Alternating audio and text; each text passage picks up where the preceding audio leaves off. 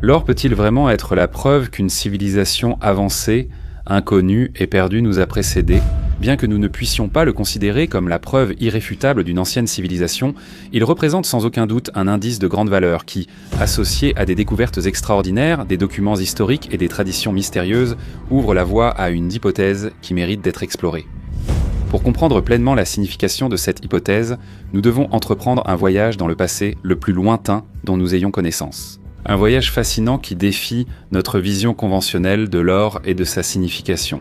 Et découvrir ensemble que ce métal précieux, vénéré par toutes les civilisations, pourrait cacher une histoire capable de bouleverser tout ce que nous pensions savoir sur notre passé. Eh bien, avant de partir pour ce voyage incroyable, comme toujours, nous vous invitons à vous abonner à la chaîne car votre soutien est fondamental pour notre travail. L'or, depuis l'aube de la civilisation, a exercé une fascination extraordinaire sur toutes les cultures du monde. Les premières traces documentées de son utilisation remontent à environ 6000 ans avec des artefacts en Mésopotamie et en Égypte, deux des premières grandes civilisations de l'histoire humaine. Cependant, ce qui rend l'or si intéressant d'un point de vue historique et anthropologique, ce n'est pas seulement sa beauté, mais le fait que, contrairement à beaucoup d'autres matériaux précieux, l'or n'a jamais eu de véritable utilité pratique pour des usages quotidiens ou de survie. Contrairement à des matériaux comme le fer ou le bronze, qui étaient utilisés pour fabriquer des outils, des armes et des instruments de travail, l'or n'était pas adapté à ces usages. Il était trop mou pour être utilisé efficacement dans la construction ou la fabrication d'armes, et il ne présentait aucune qualité particulière qui favorisait son usage pratique dans des contextes productifs ou guerriers. Tous ces aspects rendent son histoire encore plus mystérieuse. Pourquoi un matériau sans utilité apparente? A-t-il été vénéré, accumulé et utilisé de manière aussi répandue? Tu feras pour elle un couvercle en or pur, de 2 coudées et demi de longueur et d'1 coudée et demie de largeur. L'une des réponses les plus plausibles avancées pour expliquer tout cela est que le charme de l'or réside principalement dans son aspect intrinsèquement symbolique et dans sa rareté. L'or, grâce à son éclat et à sa couleur qui rappelle la lumière du soleil, aurait toujours représenté des concepts tels que le divin, l'immortalité et le pouvoir. Dans de nombreuses cultures anciennes, en effet, le soleil était considéré comme une divinité ou l'emblème d'un pouvoir supérieur, et l'or, avec sa lumière éternelle et le fait qu'il ne s'oxyde pas, aurait été associé à ces idéaux. Je suis le dieu d'or, le cœur du dieu Ra, qui brille dans le ciel et règne pour toujours. Mon visage est d'or et mes yeux sont ceux du dieu du soleil. Cette citation provenant du livre des morts égyptiens voit dans l'or un lien symbolique avec le dieu Ra. Les Égyptiens croyaient que l'or avait un lien direct avec la vie éternelle, et ils l'utilisaient de façon importante dans les tombes royales pour garantir aux défunts un passage sûr dans l'au-delà. Le célèbre sarcophage de Toutankhamon, par exemple, est recouvert d'or massif, témoignant de la valeur mystique et spirituelle qui était attribuée à ce métal précieux. En Mésopotamie également, l'or était principalement utilisé à des fins religieuses et de prestige. Dans les ziggourats et les temples mésopotamiens, l'or symbolisait la connexion entre le souverain et les dieux, et sa présence dans les objets et les ornements indiquait le pouvoir absolu des rois et des prêtres. Mais même de l'autre côté du monde, les civilisations précolombiennes, comme celles des Incas, des Mayas et des Aztèques, bien qu'entièrement séparées de l'ancien monde, attribuèrent à l'or une valeur sacrée.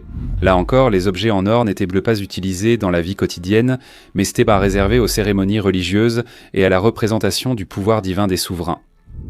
Les légendes, comme celle d'Eldorado, la cité d'or cachée, reflètent l'importance de l'or pour ces cultures, ainsi que l'obsession des conquérants européens à tenter de s'approprier ces immenses richesses. La soif d'or fut si forte que, lorsque les conquistadors espagnols arrivèrent en Amérique, ils pillèrent des villes entières et détruisirent des cultures millénaires rien que pour s'approprier ce métal. Bernal Díaz del Castillo, l'un des conquistadors espagnols qui accompagna Hernán Cortés, décrit en détail la quantité d'or qu'il trouva à Tenochtitlan et son utilisation dans les temples. Dans les maisons des dieux, il y avait de grandes quantités d'or qui brillaient partout, recouvrant des statues, des autels et des ornements sacrés. Les Aztèques vénéraient l'or comme la sueur du soleil. Une autre explication de la valeur symbolique attribuée à l'or pourrait résider dans ses propriétés physiques uniques. L'or ne se corrode pas et ne se détériore pas. Il conserve sa brillance et sa pureté même après des milliers d'années. Cette caractéristique en aurait fait le symbole idéal de l'éternité, de la pureté et de l'immortalité, des concepts fondamentaux pour de nombreuses premières civilisations humaines. Bien, si ce sont là les explications les plus plausibles et les plus connues sur la raison pour laquelle l'or était devenu ce métal précieux que nous connaissons tous, si nous analysons la question de manière plus spécifique, d'importantes questions se posent. Mais procédons dans l'ordre. Grâce à ce que nous avons découvert et aux témoignages historiques, nous savons qu'il y avait une grande quantité d'or en Égypte. Mais à ce stade, une question se pose naturellement. D'où provenait tout cet or ? Les sources historiques nous aident en partie. Elles parlent d'expéditions minières organisées par plusieurs pharaons, notamment dans les régions nubiennes, l'actuel Soudan où se trouvaient tant d'importants gisements d'or. Les Égyptiens avaient une organisation efficace pour extraire l'or et le transporter en ville, où des artisans spécialisés le fondaient et le travaillaient.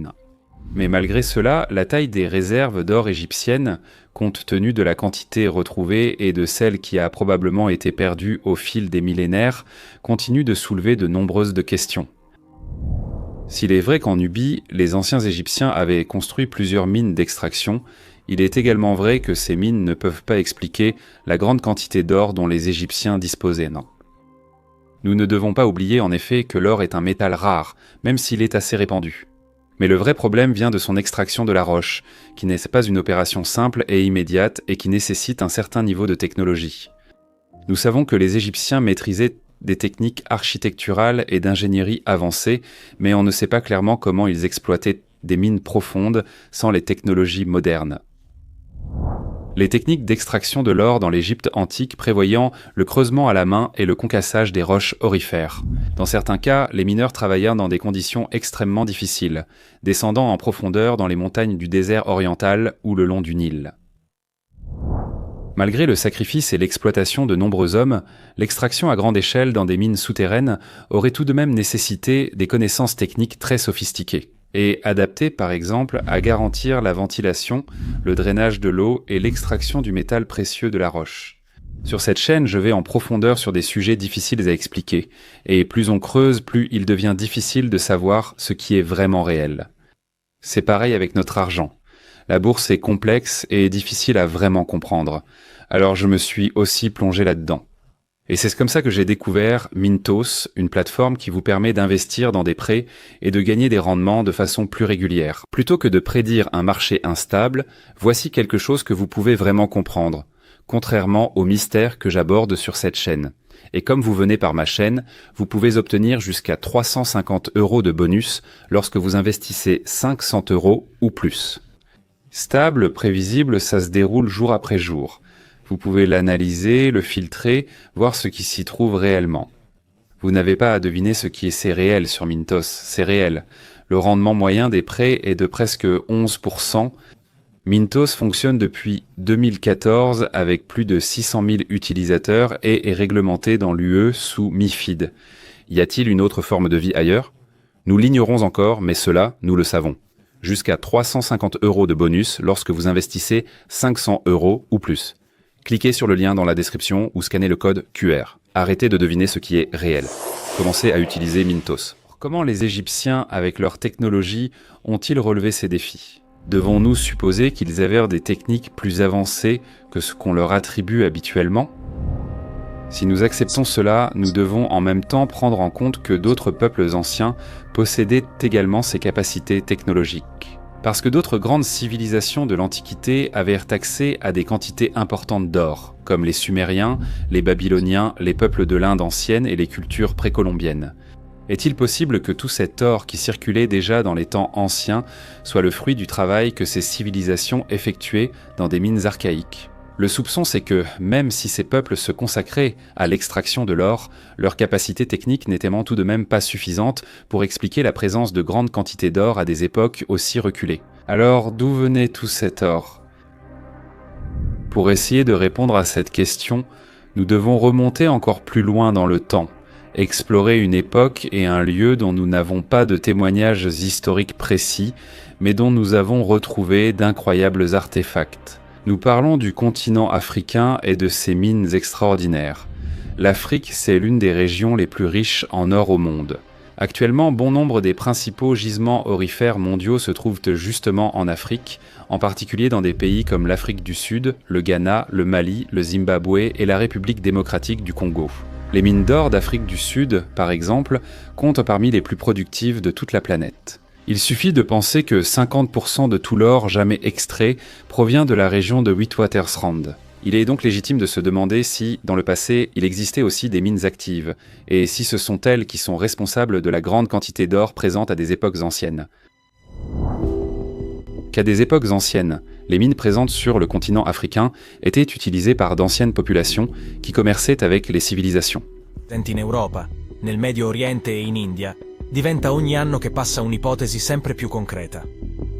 Aujourd'hui, par exemple, nous savons qu'entre le XIe et le XVe siècle, un ancien royaume prospérait en Afrique australe, situé dans l'actuel Zimbabwe, et il était connu sous le nom de Grand Zimbabwe. Nous savons peu de choses sur ce peuple ancien. Aujourd'hui, seules les ruines d'une ville déjà abandonnée à l'arrivée des conquérants portugais subsistent. Les historiens estiment que le Grand Zimbabwe était la ville principale d'un vaste empire, appelé l'Empire du Monomotapa, formé à partir du 7e siècle.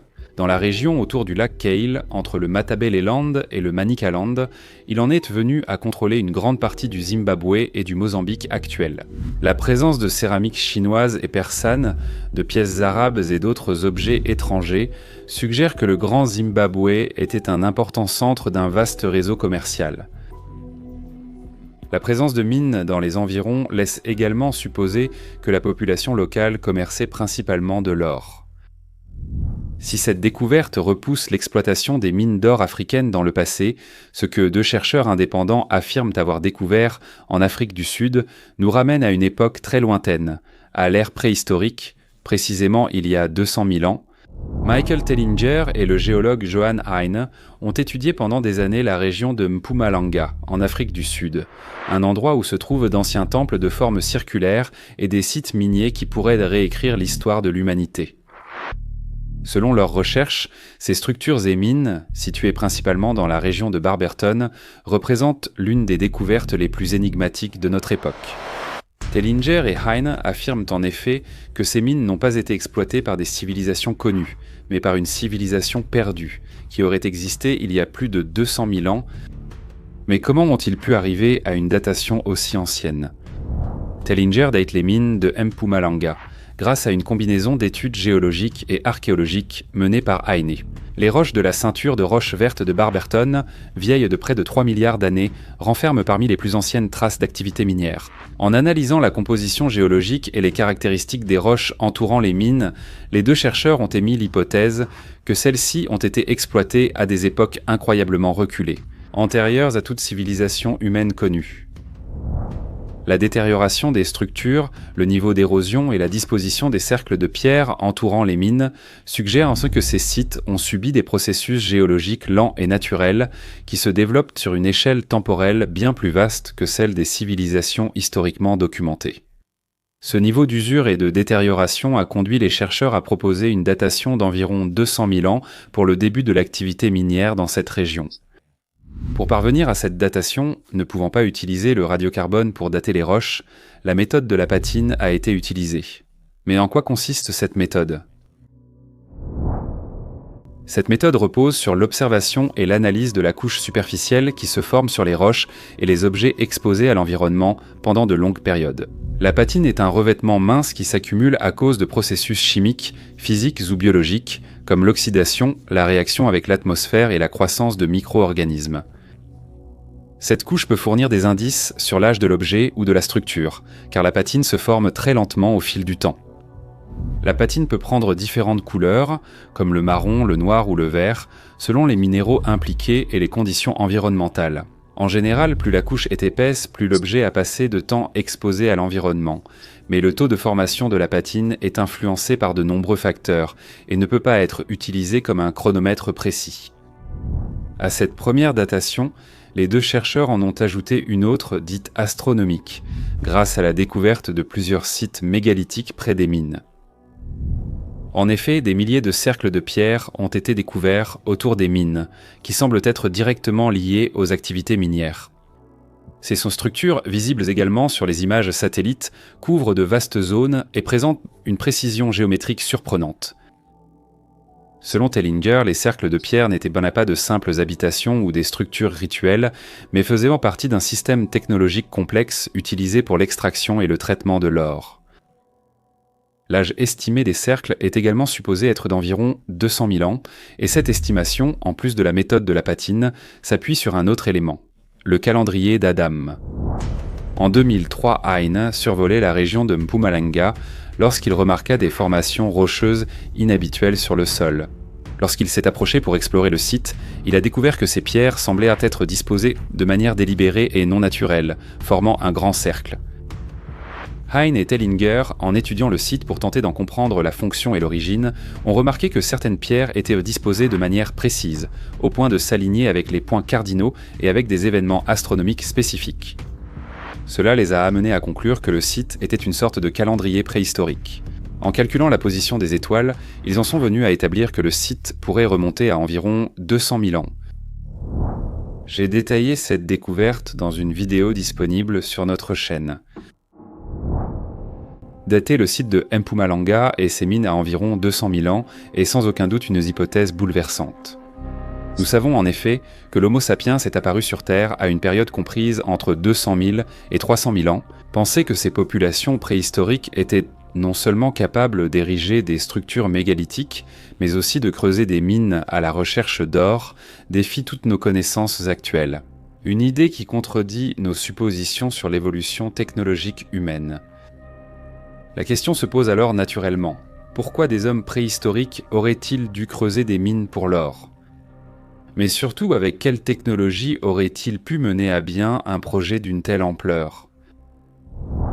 La théorie proposée par Tellinger devient alors encore plus fascinante, car elle relie tout cela à la célèbre légende des Anunnaki, une race extraterrestre qui, selon des traductions non conventionnelles des textes sumériens, serait venue sur Terre il y a des milliers d'années pour extraire de l'or. Selon Tellinger, les Anunnaki auraient utilisé ces mines pour récolter d'énormes quantités d'or à emmener sur Nibiru, leur planète d'origine, afin de résoudre des problèmes atmosphériques.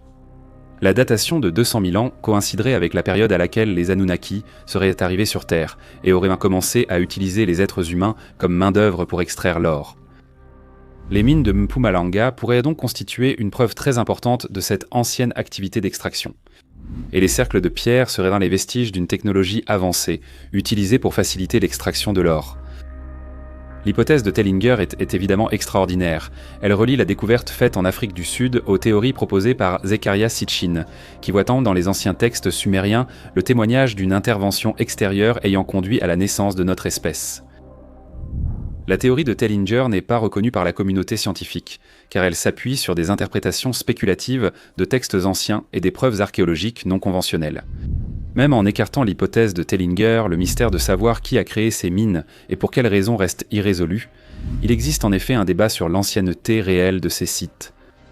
Selon les reconstitutions officielles, les mines seraient beaucoup plus récentes, datant d'environ 2000 ans et donc postérieures aux anciennes civilisations égyptiennes et mésopotamiennes. Même si cela remet en cause les théories de Tellinger, cela ne règle pas le problème de la grande quantité d'or à des époques encore plus anciennes. Aujourd'hui, l'or est utilisé dans la fabrication de circuits intégrés, de connecteurs et de microprocesseurs pour les ordinateurs, les smartphones et d'autres dispositifs électroniques avancés. Les fines feuilles d'or et les fils plaqués or sont utilisés pour assurer une transmission de données et de signaux électriques propres et sans interférence, en particulier dans les dispositifs de haute précision. Aujourd'hui, contrairement au passé, l'or est utilisé pour ses propriétés physiques, qui ne pouvaient en toutefois être connues ni exploitées à des époques reculées, à moins qu'il n'ait existé une civilisation suffisamment avancée pour les mettre à profit. Si l'on admet l'existence d'une ancienne civilisation, l'or de l'Antiquité, difficile à expliquer, pourrait-il simplement être le vestige de son utilisation par une civilisation plus avancée ? De l'or peut être extrait, fondu et transformé pendant des millénaires ? Si l'on regarde l'histoire dont nous avons une documentation certaine, cette pratique de réutiliser des matériaux précieux ou de valeur comme l'or ou d'autres ressources n'est pas du tout nouvelle. De nombreux témoignages historiques nous montrent comment des civilisations successives ont pillé, démonté ou réutilisé des éléments architecturaux et décoratifs de monuments anciens pour créer de nouvelles œuvres ou pour des besoins plus pratiques. Un exemple emblématique est la Grande Pyramide de Gizeh. À l'origine, cette pyramide était recouverte de blocs. Ces blocs de calcaire blanc de très haute qualité provenèrent des carrières de Toura, situées près du Caire. Ces blocs de calcaire avaient une surface lisse et polie qui reflétait la lumière du soleil, donnant à la pyramide un aspect brillant et spectaculaire, au point qu'elle a été surnommée la montagne de lumière. Les pyramides ont été construites avec d'énormes blocs de pierre polie qui reflétaient l'éclat du soleil comme un miroir. Chaque côté brillait d'une lumière éblouissante, comme s'ils étaient faits d'or. Au fil des siècles, ces blocs de revêtement ont été prélevés et réutilisés dans de nombreux projets de construction à l'époque islamique, en particulier pendant la période Mamelouk. Les Mamelouks, qui gouvernaient en Égypte, ont utilisé de grandes quantités de calcaire prélevés sur les pyramides pour construire des mosquées, des palais et d'autres structures au Caire. La ville, en expansion constante, nécessitait d'énormes quantités de matériaux de construction, et les pyramides offraient une source facilement accessible. Ces épisodes de récupération n'ont pas concerné que l'architecture. De nombreux objets en or, tels que pièces ou bijoux anciens, ont souvent été fondus et transformés au fil des siècles. Par exemple, pendant l'Empire romain, puis au Moyen-Âge, l'or provenant de trésors et de butins de guerre était refondu pour frapper de nouvelles pièces ou créer de nouveaux objets de prestige. Ce cycle de récupération et de réutilisation a été une constante dans l'histoire humaine, et nous en avons une documentation précise. Donc, s'il avait existé une civilisation très ancienne qui utilisait l'or, il aurait été très probable qu'au cours des millénaires, celui-ci ait été dérobé et réutilisé. À propos d'une civilisation ancienne et avancée, Platon dans ses œuvres décrit l'existence de l'Atlantide, une civilisation évoluée qui aurait dominé le monde à une époque reculée.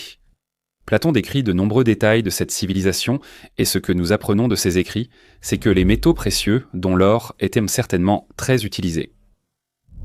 Dans leur construction, ils utilisaient principalement une sorte de pierre blanche, noire et rouge.